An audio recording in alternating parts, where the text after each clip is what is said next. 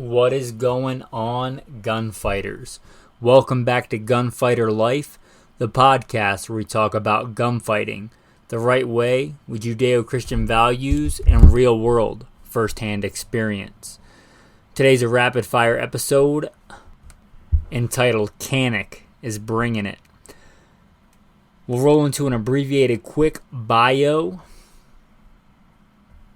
First and foremost, I am a Christian, a servant of God, and a follower of Jesus Christ. I don't apologize for that. It's number one in everything that I do, and this podcast is no different. In addition to that, decorated Marine Corps combat veteran, been to war a couple of times, also served LAPD, regular assignment, and more specialized assignments, served the United States Army, was blessed to be the commander of a tactical team where our primary job was to stop active shooters, professional big game hunter and guide, state rifle and pistol champion a few times over, and many other things I've been blessed to do by God's grace. But enough about that. Let's roll into today's topic. Canik is bringing it. If you're not familiar with Canik as a gun company, you probably should be. I got introduced to them several years ago, and I was kind of skeptical. You know, they're made in Turkey. I like American-made stuff, but I mean, Glocks aren't made in the U.S. SIG's not an American company. So, that aside, I was kind of skeptical again because they're made in Turkey. But some of the finest shotguns are made in Turkey. I believe the Weatherby shotguns are made in Turkey. My new Mossberg shotgun that I got is made in Turkey. But it took a couple of years for that skepticism to wear off. Day to day, I manage a firearms and training company, and we have quite a few rental guns. One of the guns we have on the wall is a Canik tp9, I believe, of some iteration or another. And it is probably one of the most rented firearms. The Glocks probably get rented more as a whole, but we have a ton of different Glocks on the rental wall. We have one Canik. It gets shot a lot. It's also the only one with a green optical sight on it, and that happens to be a Hollow Sun. And both that gun and that optic together have run, I couldn't even begin to estimate the amount of rounds have been through that thing, and it still runs like a champ. We have a few regular guys that come in and shoot in the store, and one of those guys comes in pretty regular, and he's got one, and I had put a new optic on it, and I could tell by just looking at that gun, it had a lot of rounds to it, and it was still running strong and going like a champ. And when they very first came out, I knew the guy that had one that had issues. We're talking years and years ago. But, I mean, when the SIG 320s first came out, they could shoot you if you fell on them or dropped them. So, I think they've worked out quite a few of the issues. And I haven't heard any bad things about them lately. The Canik, if you don't know, is kind of a copy of the Smith & Wesson Model 99. And I kind of feel bad for Smith & Wesson because I think that model was ahead of its time. They came out with it before everybody was crazy for these brand new polymer striker-fired handguns. And it had a really good trigger pull out of the box. It had a lot of features out of the box. But I think it was at a time when people were still skeptical about striker-fired handguns. Not everybody was coming out with a new one. And they weren't looking for the next latest and greatest hot thing in polymer striker-fired handguns. So it kind of came out and kind of faded away. I don't believe Smith & Wesson makes it anymore or has made it for a while. But it was a fantastic design, and Canik recognized that, and when the patent expired or whatever, they started making them. And in my opinion, even made them better. And I love Smith & Wesson. Smith & Wesson is one of, if not one of my favorite handgun company. It'd be hard to pick a favorite, but I've won more competitions with a Smith & Wesson M&P than anything else. That being said, I think Canik, that is doing a really phenomenal job, better than the original Smith & Wesson 99s. They took a lot of the good design features and improved them, and they got rid of some of the crappy design features like the decocker on the top of the slide, which I never really understood. Again, this came out quite a while ago, and maybe people were thinking that the polymer striker-fired handguns weren't safe to carry, and they thought the decocker would help. But gun culture has progressed to the point with training and everything that people have realized that carrying a polymer striker-fired handgun is pretty safe if you follow your firearm safety rules. And Canik, the TP9 and all the iterations thereof are great guns. And they come with a lot of features. Part of my job is doing gunsmithing and gunsmithing work, and I have mounted quite a few optics. And except for getting the slide directly milled for the optic you want, if you're not familiar with the world of optics, there's not really a standard. It's kind of like lug nuts on a car. There's all kinds of different patterns, and you have to get the optic that matches the gun or the pattern. And a lot of guns you get will have a plate that's a cutout mill in the slide. But if you want to mount an optic, you have to get an adapter plate. Well, Canik comes with several adapter plates, which is a huge value. If you ever had to buy an adapter plate, I want to say some of the adapter plates that I've had to buy recently are almost $100 a piece, and Canik comes with several, and they're not cheap plastic ones like some of the adapter plates. They're good, solid metal adapter plates. And one of the other big bonuses is, out of all the optic systems I've mounted, except for directly getting the slide milled by like a machinist and saying, yes, I want this SIG 229 cut for a Trijicon RMR and mount it, bolt it directly on there. In my opinion, that's the best way because it's the simplest way, 2 bolts that go directly into the slide. But aside from that, Canik, out of all the ones I've seen, has the best way to mount an optic. They are big, beefy metal plates, and it comes with several of them. So most of your popular optics, your Delta Points, your Trijicons, your Hollow Suns, whatever the other popular ones are, it probably comes with that plate, which is a giant value. You're not stuck with one kind of optic just for whatever reason you don't want it. You want a green dot, you want a circle dot. Canik probably has a mounting plate that comes with it if it's a model that comes cut for optics. And that's phenomenal. Again, a fantastic mounting system. And if you bought those plates separate, you're probably looking at a few $100s.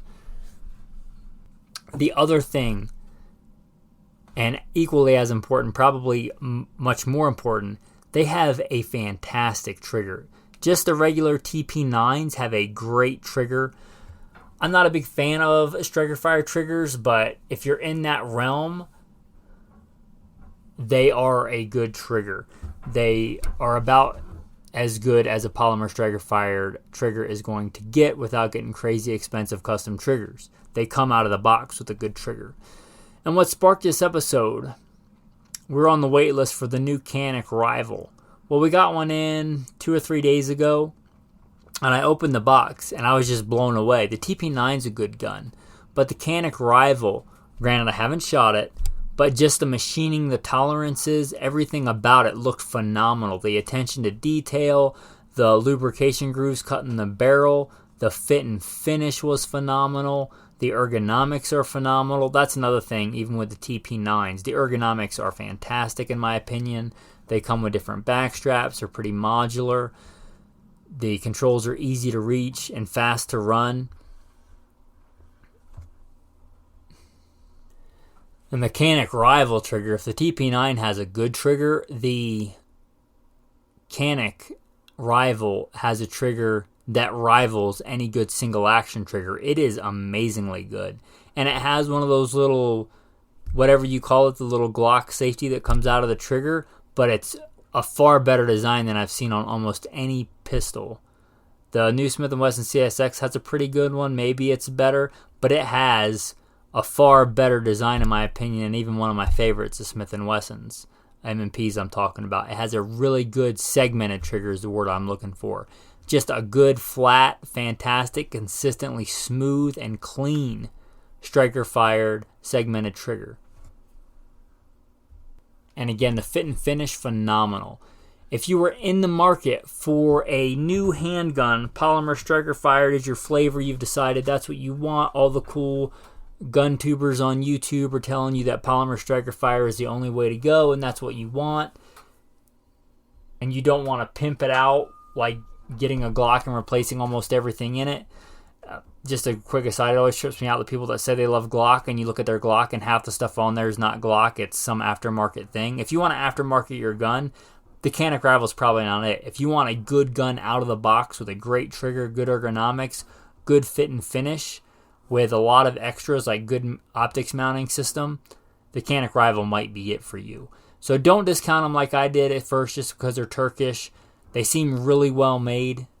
I mean, Glock's not an American company. SIG's not an American company. Springfield Armory's not an American company. Their pistols are made in Croatia. But give them a look. And their price point is really good. They're in the price point of a Glock, and you get a lot for the money. So I just thought I'd throw that out there. With that, guys, going to keep it a brief episode as my wife is already in bed. Worked a full day today. You know, one of the reasons I took this job was it was supposed to be a salary position, but really turned into a lot of long hours. So I'm struggling to, read Bible several times a day, get workouts in, be a good husband to my wife, get the good prayer time in, and all that stuff, and still get podcasts out for you guys. There will be big news coming out on that soon, by God's grace, so stay tuned for that. I wanted to make sure, even though it's late, to get out a good episode for you guys. So if this gun wasn't on your radar, maybe it should be now. Or if it was and you're looking for a reason to go ahead, you're kind of on the fence, I'd say go for it. They're a good gun, assuming you're in the market for one. Tactical tip of the day, as somebody that has switched to running optics, I go through Q-tips quite a bit, and you probably will too if you run an optic. So just a good tactical tip. It's a simple one. Boxes of Q-tips are $1 or $2 a piece, at least at the time of this recording. Maybe a little bit over $2 for 500 last time I went to Walmart. Buy a bunch of them. Keep some in your range bag. Maybe keep some in your gun box or gun bag or whatever. And or a cleaning cloth. Because those optics, especially if you like to run your guns wet as I do, they can get pretty messy pretty quick. My everyday carry gun, CCW gun, is a SIG 226 with an optic, and I use Q-tips on it almost every day because dirt and debris and oil and things get on there. So optics, especially good ones, are expensive. Don't rub on it with your dirty t-shirt. Have a couple of clean Q-tips in a bag or something nearby if you're going to run optics. And they're good for cleaning guns too if you need to get into little small areas. Anyway, that's your tac tip for the day. Thought that or the content here was worth $1. You want to support the podcast, you want to help out, please consider going to Good Shepherd Training and clicking on the Patreon link. And if you don't want to give financially, consider liking, subscribing, leaving a review of the podcast. That brings us to the most important part, the tactical verse of the day. The tactical verse of the day comes from the end of Psalm 90. And let the beauty of the Lord our God be upon us, and establish the work of our hands for us. Yes, establish the work of our hands. Which ties in closely with a verse that made me remember in 1 Corinthians. What do you have that you did not first receive? If you're a good shot, if you're a gunfighter, whether professionally or recreationally, remember, it is God who gives you power. It is God who gives you strength. You wouldn't have anything if God didn't give it to you. The talents, the work of your hands. Don't ever think that you have them because you deserve them. You have them because of God's divine grace and mercy. He is rich in mercy, and it's a good thing. So keep a right perspective. You're not blessed because you are good. You are blessed because He is good. He is the giver of all good things. So let us give thanks and remembrance. Thanks, gunfighters. Have a blessed day.